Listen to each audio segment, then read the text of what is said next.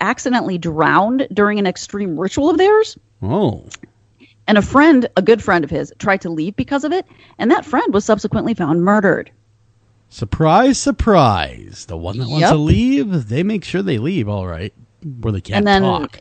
Yeah, and then there was a lawyer named Tsutsumi Sakamoto, and his wife and 1-year-old son were also murdered, and he'd been working on a class action lawsuit against the group at the time of his death. Okay. Yeah. Okay, so conveniently. Yes. So basically, Asahara started to claim more and more outrageous things, and eventually he told his followers that Shiva had been revealed to him and declared Asahara a god. Surprise, surprise. And he wanted to place, members in essentially what is the government, and they lost their bid to do that. They didn't have enough votes. But Asahara's like, all right, I got to try a different tack. So that was when he decided that they needed to start killing non-members to save their souls, of course. Just indiscriminately, just killing people, just for kicks. Well, non-members, but yeah, non-members, right.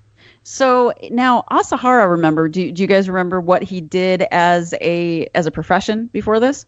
Pharmacist. Yes, he's a pharmacist. So he's creative. Yeah. So his first idea was to use biological weapons. Oh, why not?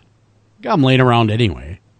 Well, yeah, and so he decided that he was going to use botulinum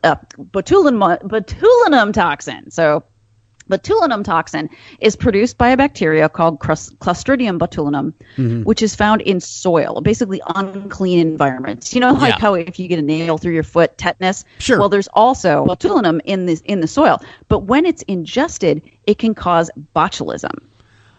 Oh. Botulism is horrible. So just in case you don't know, botulism causes paralysis of the muscles. And when botulism is really bad, it extends to the heart and lungs, and you die. Yeah. You can get botulism, of course, from canned foods. Exactly right. Because that bacteria is in there. They weren't purified enough. So Asahara felt that they had amassed enough botulinum by 1990, and he ordered like this crude sort of broth, right? They loaded it onto trucks that were equipped with special sprayers. Make the bouillon. Yes. And they set off in these special spray trucks, and they sprayed this botulinum mist at 2 U.S. naval bases, Narita Airport, Tokyo government buildings, the Imperial Palace, and, of course, the headquarters of a rival religious sect, because why not? And they better pray the wind doesn't shift. Right? So luckily, the spray was a lot less potent than its creators had thought, and it actually failed to get anyone sick. Oh. Well. Yeah. And so they're like, all right. Is spoiled again. Yeah, yes. Right? It reminds of a bad episode, Pinking the Brain. Yeah.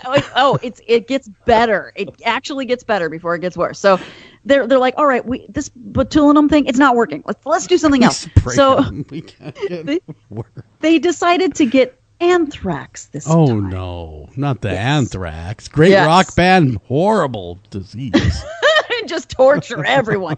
So they got a bunch of anthrax spores. They came into just a mass of anthrax spores, and they again put them in the trucks, into mists, essentially. Anthrax Question. The wind. Yes. Anthrax doesn't exactly grow on trees. How did they get this anthrax? You made it sound like they're just laying around in the lair. Hey, by the way, we got the anthrax laying there in the corner. Let's give that a whirl. Actually, anthrax spores themselves are actually not all that uncommon. They're they grow naturally, and I'm sure who knows where they got them from. That I don't know. Yeah. But what I do know is that whoever they did buy them from got the better end of the deal, and this is why.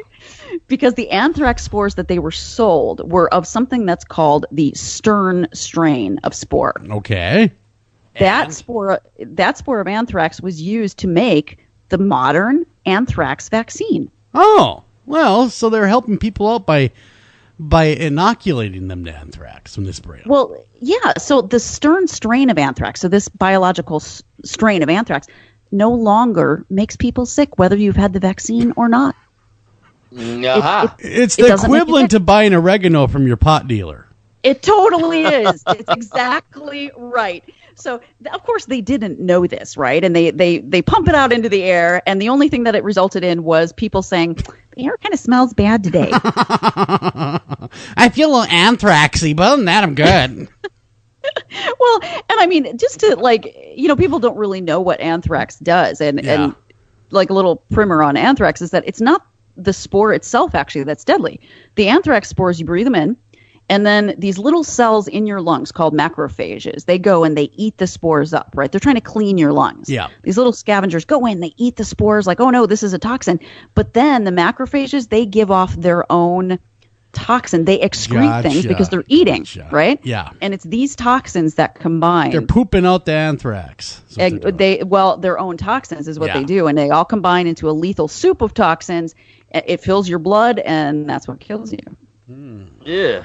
Yeah, it's a really horrible way to go. And if anthrax gets in through an open cut, it causes necrosis, total tissue death. Your tissue turns black, and usually amputation is the only option. But they gave they inadvertently gave all the people the good anthrax. Yeah, it didn't do anything. Because people are now, the vaccine, the short story there is the vaccine's been around so long, no one gets sick with that strain. So now Asahara, is getting frustrated. Three-time loser here, so. Yes, and he's like, you know what? I know a way we can go. Instead of biological warfare, let's do chemical. Well, yeah, sarin nerve gas has been around forever. I mean, I do believe that Russia's used it, China's used it, and I think Hitler even at one time used Iraq used it. Sarin. Yeah, recently on their Saudis on their own people. Does that go back all the way to World War I? No, that was mustard gas. Yeah, no, mustard and chlorine. So chlorine was initially what they considered. It's easier to get, right? Mm-hmm. But they just decided against it because it is not as lethal. And so since he was a pharmacist and he had a lot of other scientists as members, they decided, you know what, we can pretty easily make sarin. So let's do that. Yeah. And they bought a bunch of shell companies. With all the money that they had. And they were successful at turning out sarin gas. And Asahara wanted 70 tons of the compound. That's a lot of tons. That's a lot of sarin. That's a lot. It's a lot.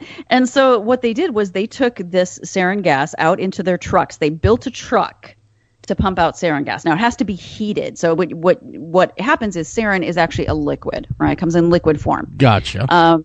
And what happens is once it is exposed to the air naturally, it very quickly becomes a vapor, very quickly. Okay. So you can spray somebody down with liquid sarin. It will very quickly become a vapor that you inhale, and then it's deadly. But you can't just have that sitting around in a truck. No. No, I wouldn't think Real so. dangerous. Yeah. So what they did was they basically built a boiler inside the back of a truck. Oh. To pipe it out of the back of the truck, but so heating it into a vapor, superheating it into a vapor, and pumping it out the back. Well, they tried this twice, and it didn't work both times, and instead poisoned the people inside the truck. I was going to say, the wind again. The wind shifts, and you're out of business. Yeah. Okay, at what point does this guy just give up as being the mad genius? He goes, I've had enough. I can't kill him. Yeah, I know. Well, so... Just to bring this around, because again, I don't expect everybody to know this kind of stuff. Sarin is different than the biological stuff we were talking about. It's not something that is just naturally found out there. It's a nerve agent, and once it is inhaled, you get a runny nose, tightness in your chest, and really extreme constriction of your pupils. And very soon after that, you have difficulty breathing, nausea, drooling, and vomiting. Oh. Finally, spasms, coma, and death. So when you see pictures of sarin gas victims, they all have foam coming out of their mouth, and they die fairly quickly. And since sarin easily converts to vapor, so and some estimates have calculated sarin gas is 81 times more lethal than cyanide, 28 times more lethal than mustard gas, and 543 times more lethal than chlorine. Damn, pretty bad. Yeah. Okay, at what point does the government not maybe catch wind, so to speak, of them trying to kill everybody? The government still doesn't know what is up, even though some people have sort of started tipping people off. And there was a lot of criticism about this afterwards, believe me, but the government really isn't looking into them, isn't taking anything seriously. So they're pumping out this sarin liquid. And the other thing that's so interesting about sarin is that once you spill it as a liquid, let's say on the floor, it becomes vapor very quickly. Yeah. And then within 30 minutes, it's completely dissipated. Okay, so nothing's left. No evidence of it. Well, there is evidence of it, but it just clears very quickly. So it's very effective as a chemical weapon because you could drop it somewhere and then troops could go in not long after, right? Gotcha. So what happened was, and this is awful, so be aware, 5 members of Aum Shinrikyo carried a liter of sarin each into the Japanese subway system and during rush hour. And what they did was they wrapped their bags of sarin in newspaper, and they all carried umbrellas with them with sharpened tips of the umbrella. Mm-hmm. And they also carried syringes with them full of the antidote. There is an antidote to sarin. So with varying success, like Kenichi Hirose went into the subway. He dropped the bags, punctured them with the tip of his umbrella with such force it actually bent the tip of the umbrella. And that resulted in it spilling out so quickly that he accidentally poisoned himself as well. But since he had antidote, he survived. But it caused 1 passenger to die and 358 others were classified as severely wounded. Damn. And that was just one of them.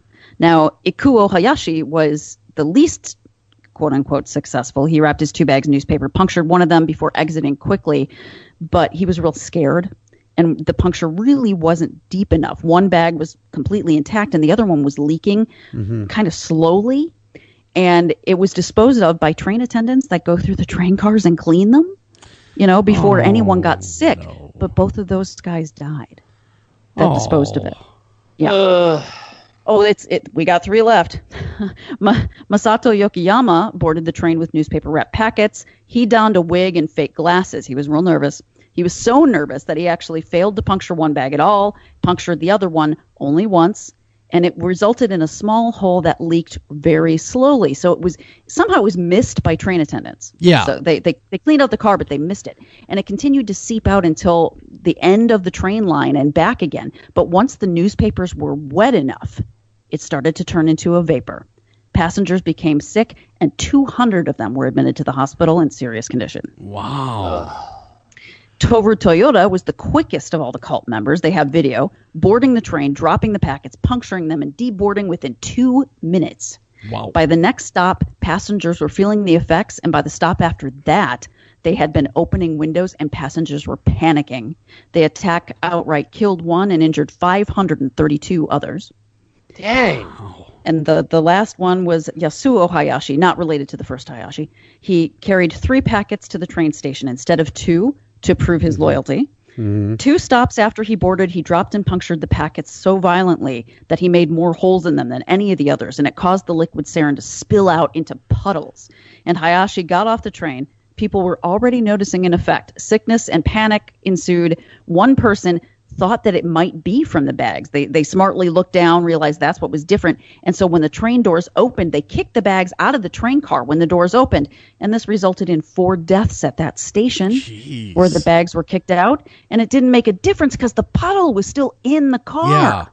Yeah. So just a short distance later, someone had to push the emergency stop button. And when the doors opened, passengers stumbled out and collapsed. 8 people dead and 275 more seriously injured.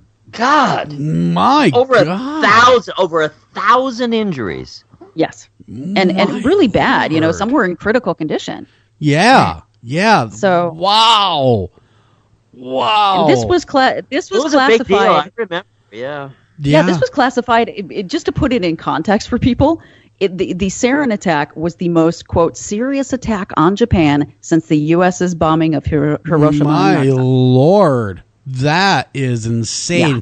We got to run a break. We come back. We're going to wrap this up and talk further about their downfall and what happened to the cult and the aftermath of the attack and how serious did the government start taking them after that. Be right back. Don't go anywhere.